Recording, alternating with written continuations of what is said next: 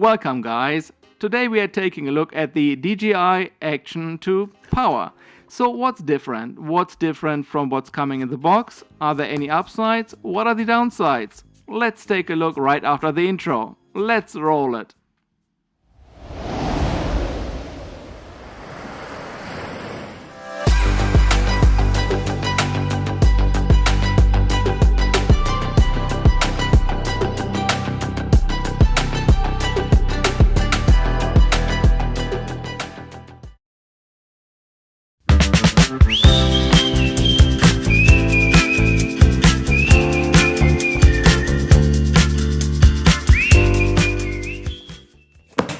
Hey guys, and welcome back to the channel. Today we are taking a look at the DJI Action 2 Power.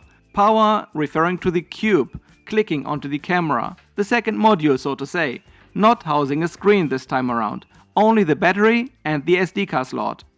Less very often is more. So what is the upside from having one screen less?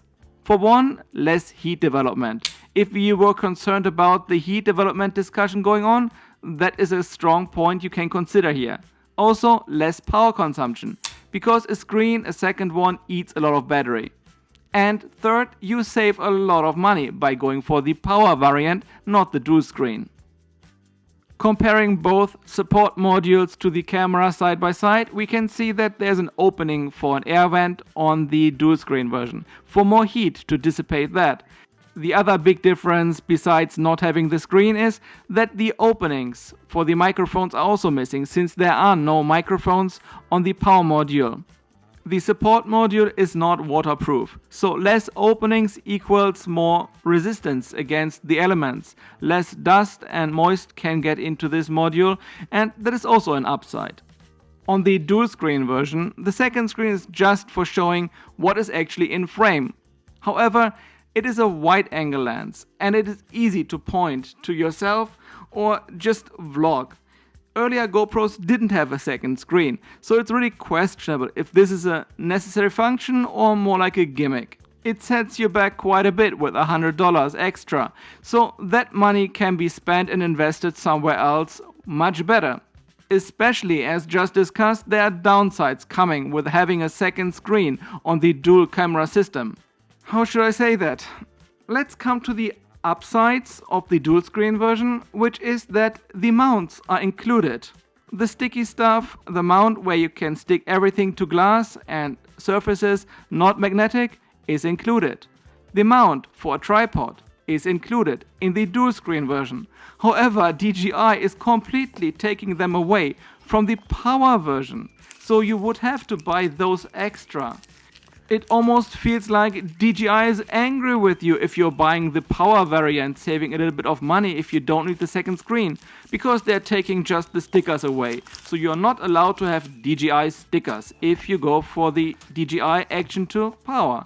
You get 2 stickers with the dual screen version, but you're not a good customer if you don't spend all your money. That's the message I'm seeing here. And that they're retaking the mounts away tastes a bit bitter, especially at that price point, because the DJI Action 2 Power is not really cheap. And maybe for us, for me, it is really important to save weight, so you're saving 10 grams.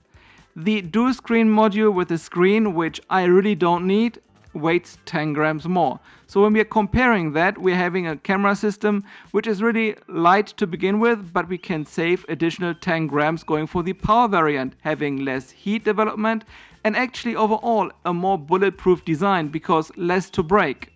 Also much stronger against the elements with less openings, no air vent, no microphones, which I also do not need because I'm using the camera always only as a standalone variant, and that's what it is for, right? That's why I can unclip that.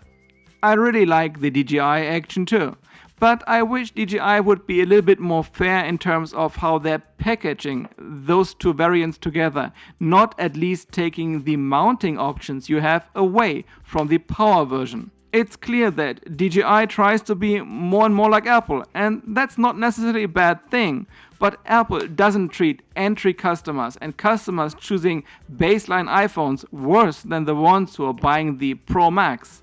That being said, this is now my second Action 2 and I love it. It has a great image quality. It is the best in this weight class I can use for FPV, where especially I see the benefits of this light, high quality camera system. And as always guys, like this video, subscribe to the channel for more content to come, that would be really appreciated. Have a great rest of the day, stay safe and see you in the next one.